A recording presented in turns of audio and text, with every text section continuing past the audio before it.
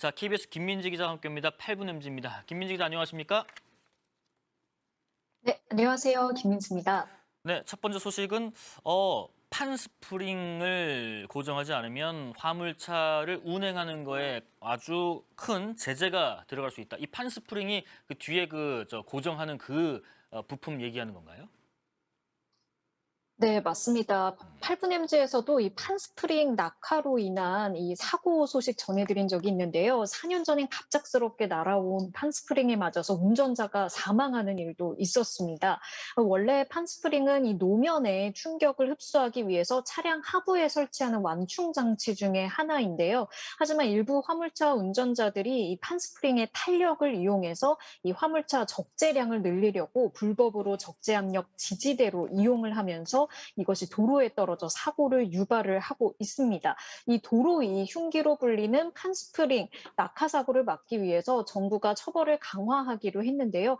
운전자와 사업자에 대한 처벌이 강화될 예정입니다. 정부가 화물차 운수사업법을 개정을 해서 판스프링이나 받침목 등 이 도로에 떨어지지 않도록 안전조치 의무를 강화하기로 한 건데요. 이를 위반하는 운송사업자는 일부 영업정지 등 사업상 제재를 받을 수 있고요. 운전기사는 2년 이상 화물차 운전을 못하게 할 방침입니다. 중상 이상의 피해자가 발생했다라고 한다면 형사처벌도 받게 됩니다. 또 운송사업자가 개선 명령을 이행하지 않고 화물차를 운행하다가 적발되는 경우에는 300만 원의 과태료도 부과받을 수 있습니다.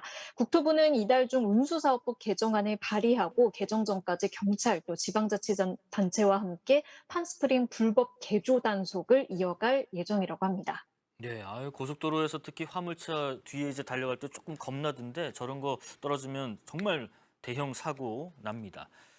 한강에 석양 명소를 만든다고 하던데, 그냥 한강에는 어디 있어도 이제 해질녘 되면은 굉장히 예쁘던데 별도로 뭐 시설을 좀 만드나요? 네, 그렇습니다. 서울시가 이 한강변에 굉장히 많은 것들을 좀 변화를 줄 예정이라고 하는데요. 서울시가 한강변 일대에 석양 명소를 조성하는 일명 그레이트 선셋 프로젝트를 추진한다고 밝혔습니다. 사진의 오른쪽 장소가요, 싱가포르의 대표 명소인 가든스 바이 더 베이인데요. 오세훈 시장이 지난 1일 이곳을 찾아서 이런 계획을 발표했습니다.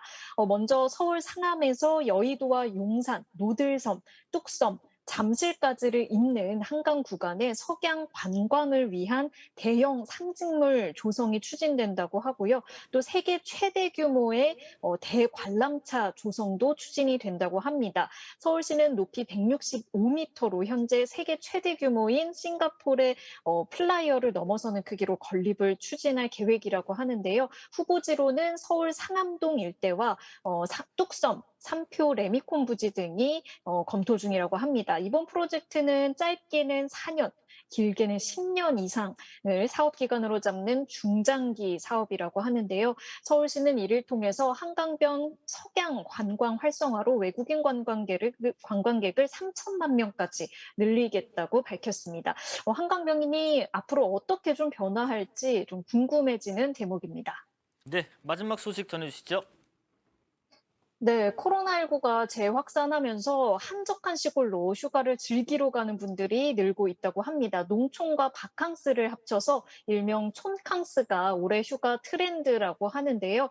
코로나19 유행을 거치면서 좀 자유, 치유, 힐링의 키워드로 휴가를 찾는 분들이 많은 것 같습니다. 논밭을 보면서 멍하니 있는 논멍, 밭멍이라는 신조어도 나왔다고 하는데요. 실제로 일부 시골 관광지는 코로나19 유행 이전보다도 더 관광객이 늘어났다고 합니다. 아무래도 오랫동안 마스크와 또 거리 두기로 지치신 분들이 자연스러운 거리 두기를 할 수 있는 이런 시골 여행을 많이 찾으시는 것 같습니다. 네, KBS 김민지 기자의 8분 MZ였습니다. 감사합니다.